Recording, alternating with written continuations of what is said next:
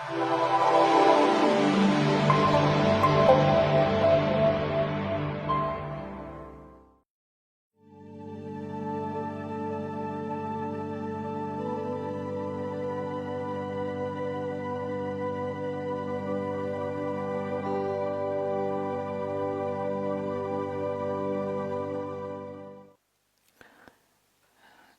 is the time Theravada Buddhist monks conclude their 3 months rains training. Of course, when we say rains training, rainy season in Asia, and Buddhist monks are supposed to stay in one place at least for 3 months. In Europe, it happens to be the summer. And in Australia, the winter. Of course, in Asia, it's rainy season. The reason Buddhist monks were asked to stay in one place, I will explain a little bit later. Then, related to that,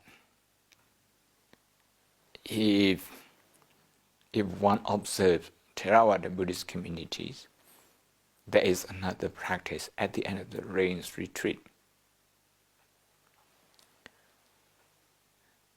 People hold a ceremony of robe offering, katina or katin. That's another ceremony related to this rains retreat. This is something that Theravada Buddhist practitioners know. But there is one other important practice that only Buddhist monks and very few lay people are aware of its significance. That happened exactly on the day the rains retreat completes. Katina, the robe offering, of course,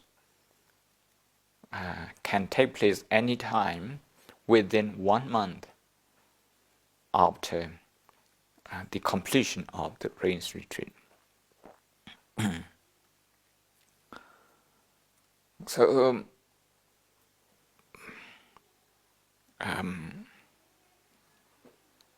my message today is that these practices that the Buddha constituted for the monastic communities they have the intention of teaching monastic community members to live in harmony. It's a practical learning. So this is the message I'd like to give today. Now I'm going to explain the Indian social background. I look at these practices from sociological and psychological viewpoint, these two aspects. First, sociological aspect. I think the Buddha would prefer, Buddhist monks wander around and live in different places, not dwelling permanently in one place. And it was possible, quite easy, I should say, during the Buddha's time.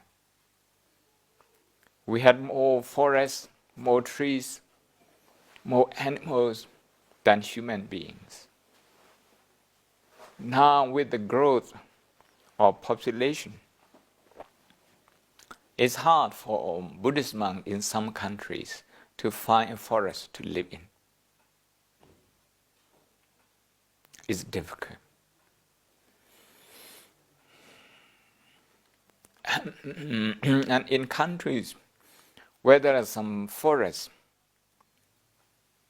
But there are civil wars, for example, in Myanmar. Again, it's difficult to choose a place to live as a forest monk. So when people talk about forest monk, actually they live not very far from the villages and in monasteries, well-established monasteries. We also have forest monasteries in England. Okay, not that monks live in isolation, in solitude, alone, like during the Buddha's time, without permanent dwelling. I said earlier that the Buddha would have preferred Buddhist monks to travel most of the time. Because we saw, newly ordained monks, they learn meditation from the Buddha. And then they went away in search of solitude to put the practice into use, to put the teaching into practice. And from time to time, they would return to the Buddha or return to their teacher for more instruction or to be evaluated about the progress of their practices. And one other evidence is that in the first year of the Buddha's teaching career, the first year after his enlightenment, after he had gathered 60 monastic disciples, and after they all had become enlightened arahant, he sent them away. Telling them that you should go away, sharing your Dhamma knowledge, Dhamma practice, your peace of mind, your worldview with as many people as possible. And no two monks should go on the same journey, meaning you should go alone. So he also went alone. He returned to Bodh Gaya, then Rajagaha. And 60 other monks, they also went different ways to 60 different directions.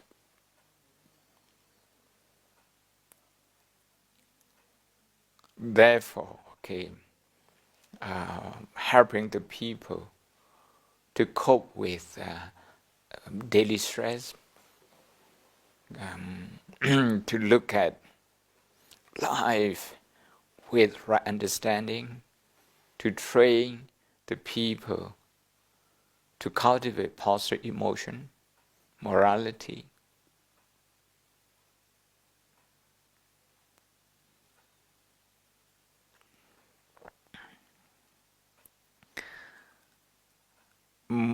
Being on the move all the time has a lot of benefits, because if we move very often, we don't gather many things, we don't collect many things. These days, if we travel from country to country, we only take 20, maybe maximum 30 kilos of luggage. Anything extra, we need to pay for excess luggage. So as a result, I remember moving from monastery to monastery for study. And we don't have many belongings. We didn't need to. And then when I moved from country to country, from Myanmar to Thailand, then to Sri Lanka, then to England, the time I moved, I remember vividly. One luggage is enough. The rest, we all had to leave behind. Meaning they were not essential. We can do without them.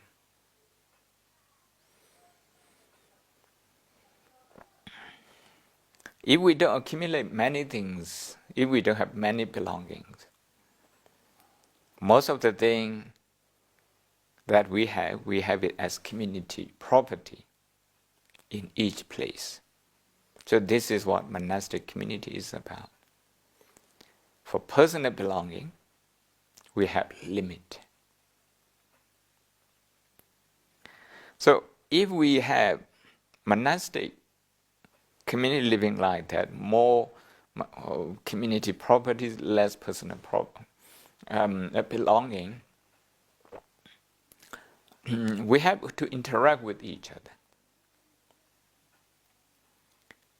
We have to follow rules and regulations. So this is also one way of learning how to live in harmony within a community. Not only that, this sociological perspective or sociological teaching actually has benefits in many other aspects. If we use less, we focus only on essential, we won't destroy as many trees and natural resources. Now, deforestation is resulted in water shortages, and also during the rainy season in landslides, in flooding, and so on. Ecological problem that we could have avoided. Should we keep our trees? Okay.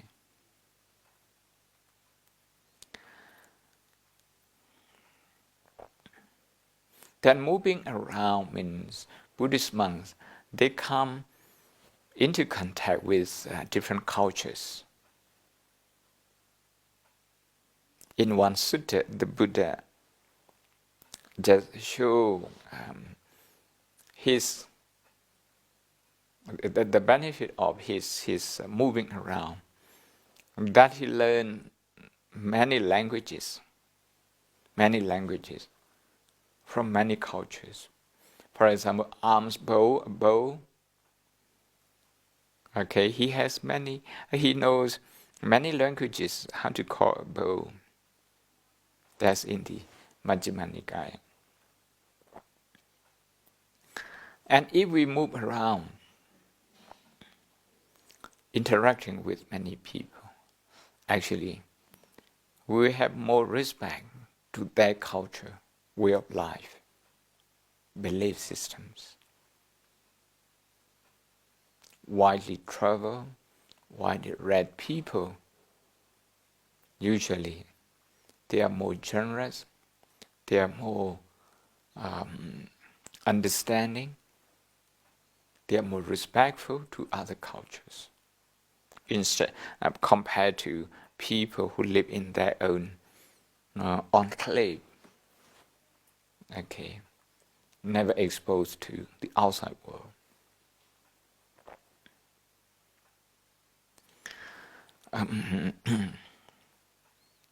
But being on the move most of the time has its own downfall as well, especially 2,600 years ago. There were no proper roads. Forget about motor cars. There are only more than 100 years old. We are talking about 2 millions, 2.5 millenniums, 2.5 millenniums ago. Forget about training and playing. So we need to go back to the time during the Buddha, where people, cultivated, and the land they cultivated on may be used as a road by traveler. Okay, other times when they have no crops. But in the rainy season, when people do cultivation, that means some of the roads would have disappeared. So that kind of environmental situation that was there. These days we don't have that. We have proper road marked, built, and put on the map. We can Google it. So during the Buddha's time, when Buddhist monks traveled during the rainy season, during the cultivation of crops, they obviously step on and perhaps destroy a bit of the plants, the crops. That brought criticism from the farmers. They said, look, Buddhist monks, they're everywhere. They step on our plants, our crops.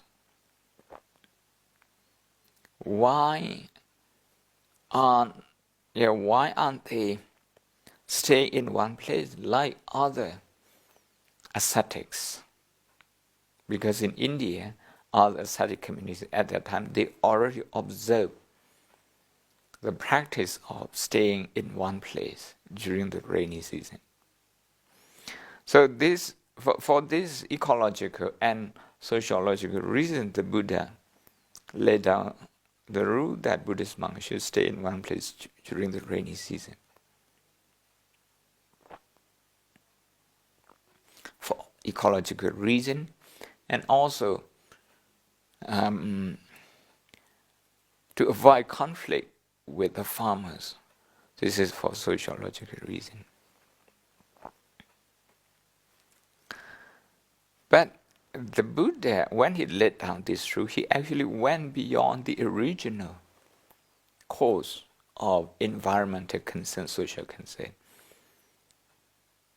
He looked at the incident positively, and he said, if monks live together in one place for at least 3 months, they would learn how to live together.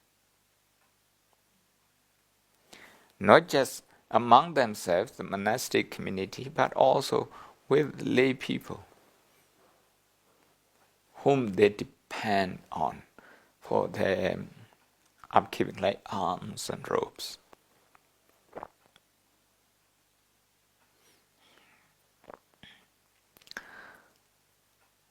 It's not that easy to live together with other people. Even if you are all Buddhist monks, Buddhist nuns, it's not that all easy. People have different like and dislike, have different inclination.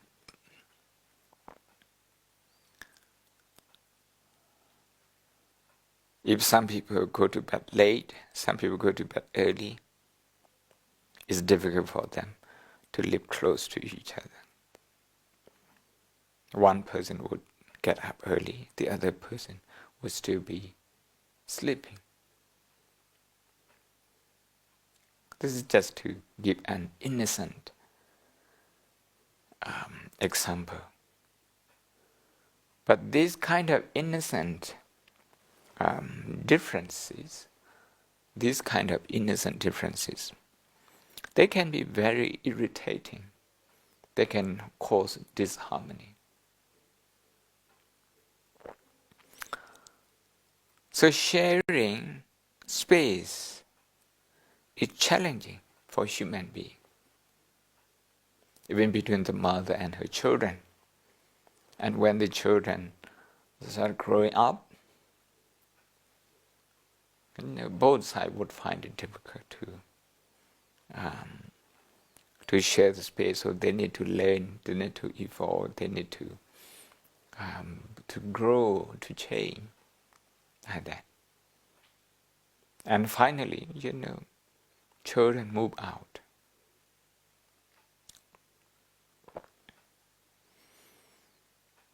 But in the monastic community, because we can benefit each other and we benefit from each other by being in a community like this. We learn from each other, we support each other. That is why it's very important to live in a community. To do that, to live in a community successfully, we need to have a way how to train ourselves, how to integrate ourselves into the community. So the Buddha saw, in my opinion, observing Rains-retreat in one place as giving opportunity to Buddhist monks to learn to live together.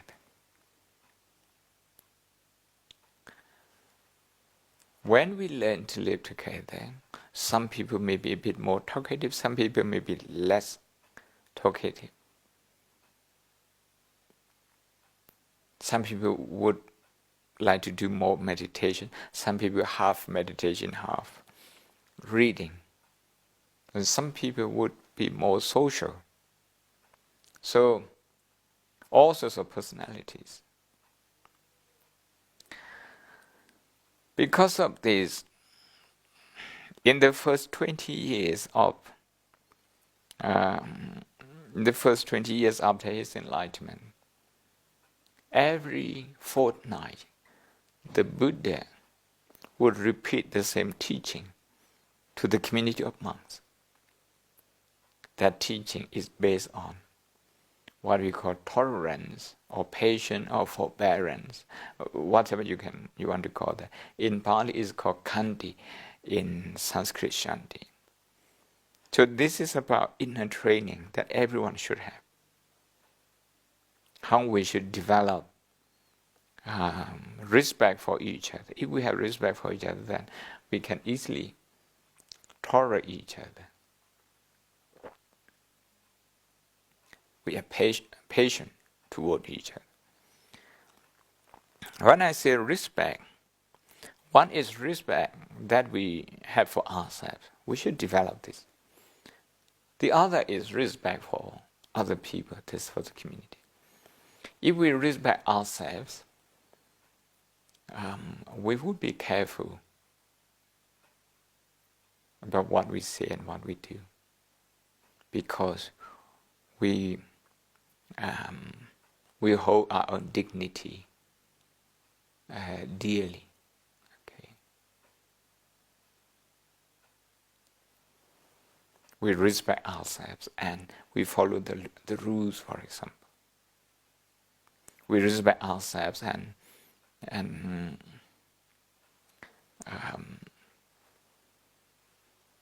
we try to live with other people properly. And of course, we can also look at respect from a different point of view. That is respect that we have for other people, meaning we care about other people's feeling, emotion, their welfare and well-being. That respect also helps us to live in harmony. To develop patience and to live in harmony.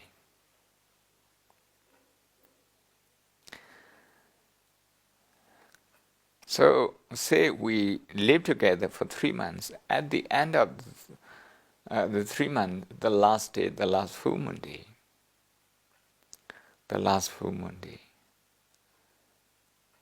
all the fully ordained monks have to come together and then perform, I don't want to use the word ritual, perform a ceremony, shall we say a ceremony where everyone, from the most senior monk to the most junior monk, everyone, we have to say individually that they invite constructive criticism from their fellow community members.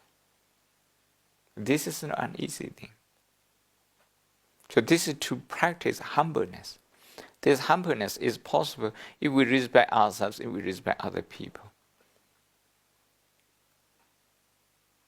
In other words, if we love ourselves and if we love the community. If we love ourselves so that we want to make progress in our spiritual practice, and other community members, senior or junior, they may have something to contribute to our own spiritual progress. So we connect with them. We invite them to offer constructive criticism. The word is called pavarana. The word invitation is translated from that. Invitation for constructive criticism. The word constructive criticism, I use this because the Buddha uses the word anukambang upadaya, meaning out of compassion. Please, give me criticism, offer me criticism about my behavior, about my attitude, about my action, out of compassion. Anukambang upadaya means out of compassion. Pasando padikarisami, I will reform, I will, reflect and reform. The basis of criticism are Dittena, Vasudena, Brisanka in Pali. 3. If you have sinned, an untoward behavior, or if you have heard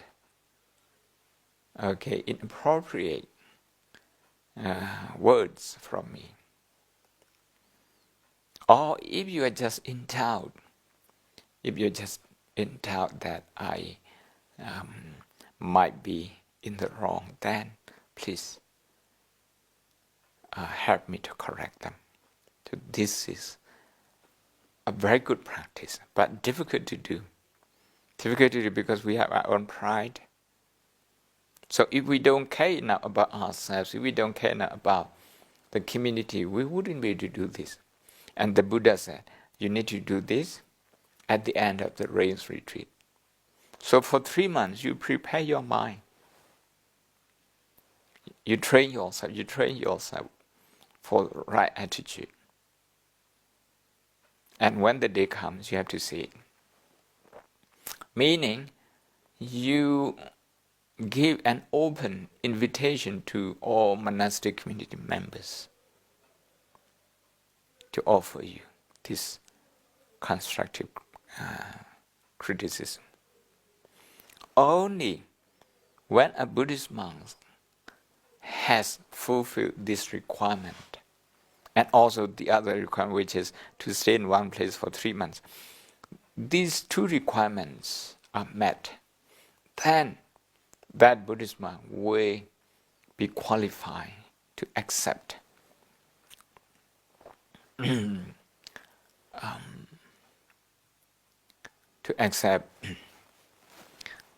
robe offered by lay people, what we call katina robe. And again, the process of Katina robe is very important, very interesting. It helps us to live in harmony as well. But not if you look at the way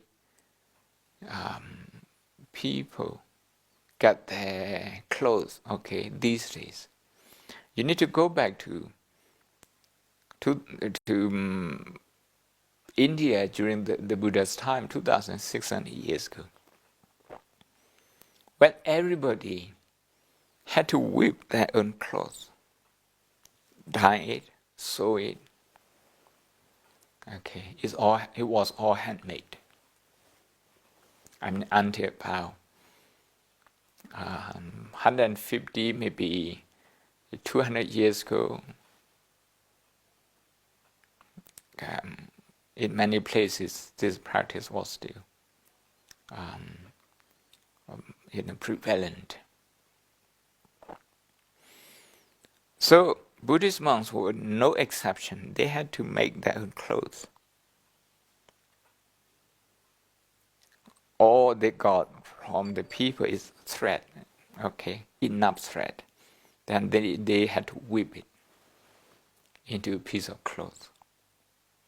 The Buddha said, okay, the time allowed to look for materials to make robe is given 1 month.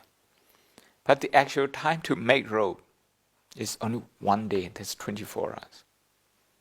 How can you finish weaving this piece of robe and dyeing it, sewing it? How can you do that? Okay, if everything has to be handmade, you can't actually finish it. So the Buddha said you have to finish it in 24 hours. The message is that all the monks will have to give a hand. And this robe-making, today we call this robe offering because people come and offer. Those days, it was more of robe-making. Monks will have to make robe by themselves. This robe-making process can only take place if there are at least 5 monks living together for 3 months. So 5 months, then you have enough manpower to complete, okay, a piece of cloth. Some people would make wooden frame. Some people would point water with the barks of the trees to get the right color. Some monks would sew it. Something like at least 2 would have to weave it.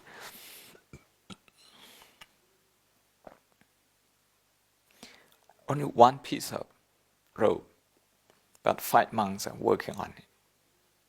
Who will get it? The rule laid down by the Buddha is that the one who is in most need of this robe. Meaning, if his robe is most worn out, then he would be the person who receives it. So it's based on need. It's not a lottery. Okay, it doesn't go with the lottery system. It goes with need, based on need.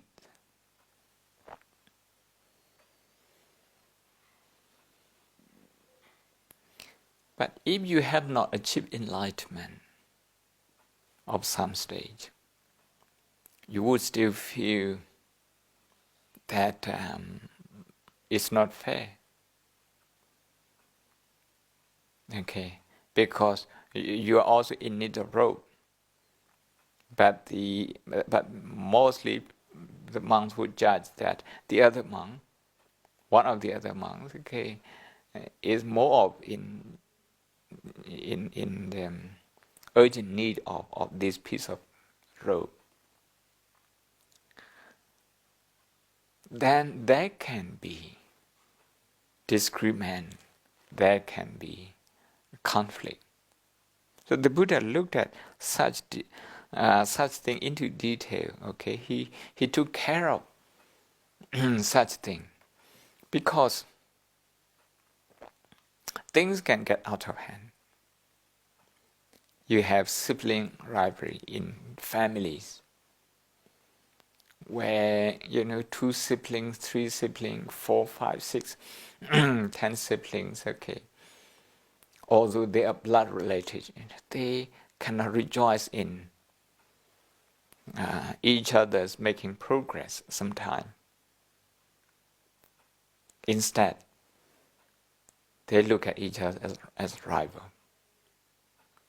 And they would tell their parents, okay, Mom, Dad, you don't love me as much as this one, that one, that sort of thing. So the Buddha said, all along, in addition to tolerance, in addition to respect, now you need to develop joyful feeling, what we call mudita. To develop this one. So once that particular piece of rope, what we call katina rope, is given to a chosen monk because of his dire need, he will have to declare among the community to thank them and also to ask them to rejoice in his receiving of that robe. And the other monks will have to openly declare that they are very happy that he has received this robe. I like to recite in Pali so that you have lay people, so that you can see how simple is it. Atatam pande sankasa katina dhammiko katina taro anumodami. Members of the Sangha, the katina rope process has been complete. Okay, rope making, rope distribution, decision making, choosing the receiver, everything has been complete. Atatang pande. And it has been done justly, dhammiko, justly, lawfully. Now the robe has been offered to this monk. I rejoice in the process, and also I rejoice in him receiving this piece of robe. We have to declare like this. If we declare like this, the Buddha said, any monk who has been part of this kingdom process will receive benefits of relaxation of some of the Vinaya rules. They are related to how we interact with lay people. Some of the rules are relaxed. And on travel, okay, on these 2 themes, the Buddha relaxed those 5 rules.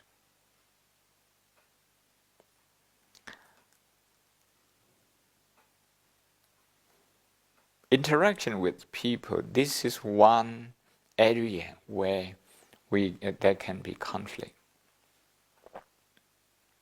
Some people would like to do that on behalf of the community. Some monks wouldn't want to do it because it would disturb their study and practice, but somebody will have to do it.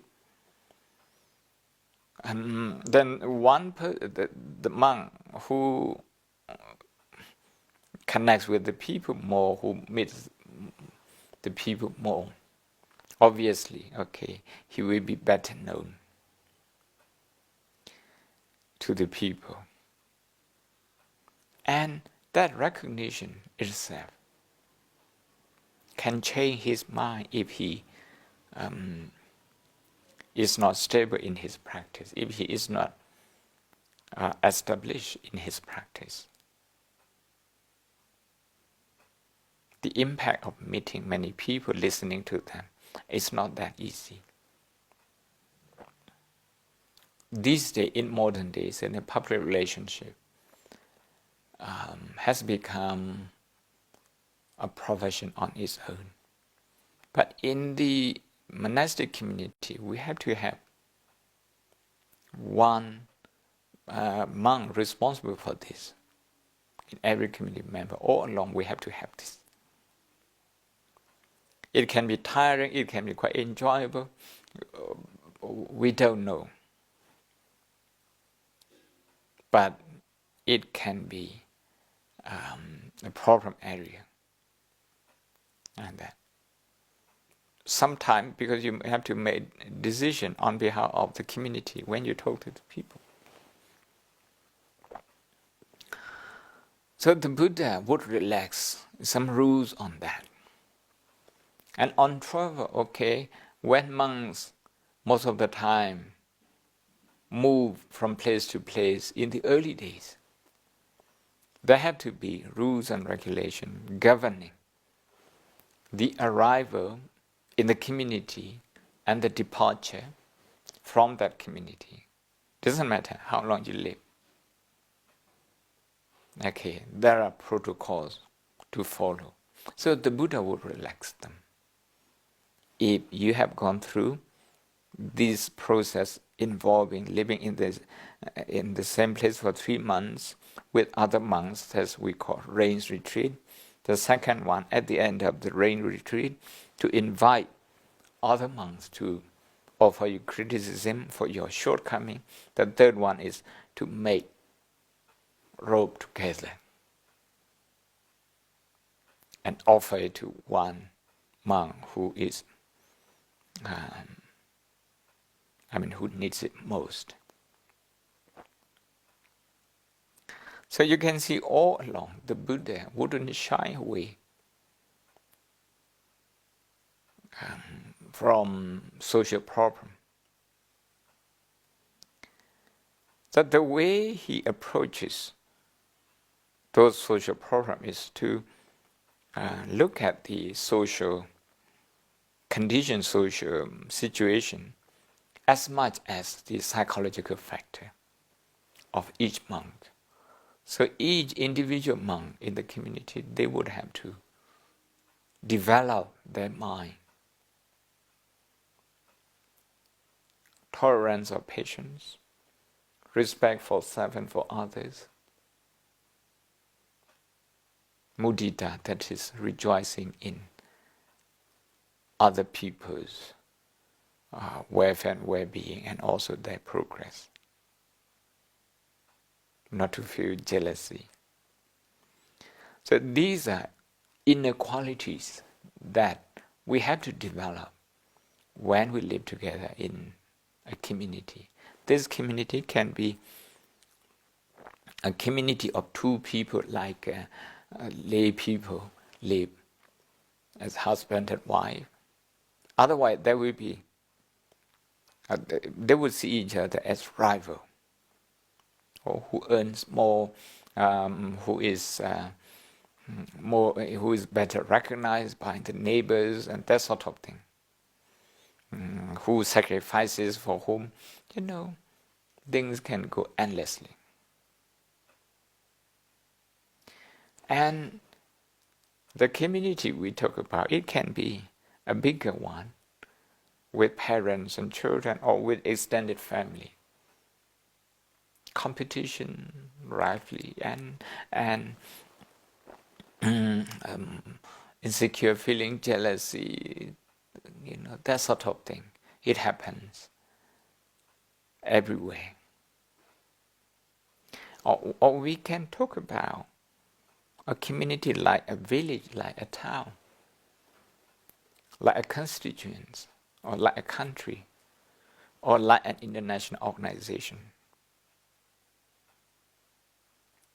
We can learn from these practices. We can draw some lessons That is, there must be provision for emotional growth, what we call in psychology, growth psychology. Learning process, growth psychology, there must be that provision. And also, the other one, there must be a provision that takes care of material needs, like in the robe making, the material needs, okay, is being taken care of. And we also, sociologically, we need to create a situation where people, we have to live together. We have to live together. Otherwise, if people cannot live together, they will have to spend more, and they will need to cut more trees. They need to use more of the natural resources. If that's the case, what about future generation? Are we depriving them of their sources? Are we using to the maximum during our generation without thinking of them? So these are the lessons that we get from these practices. I hope you get some thinking through my explanation, and I hope my interpretation of the teaching of the Buddha is helpful to you. So may all of you be well and happy. May you be part of developing a happy, peaceful and harmonious community wherever you are. Sadhu, sadhu, sadhu.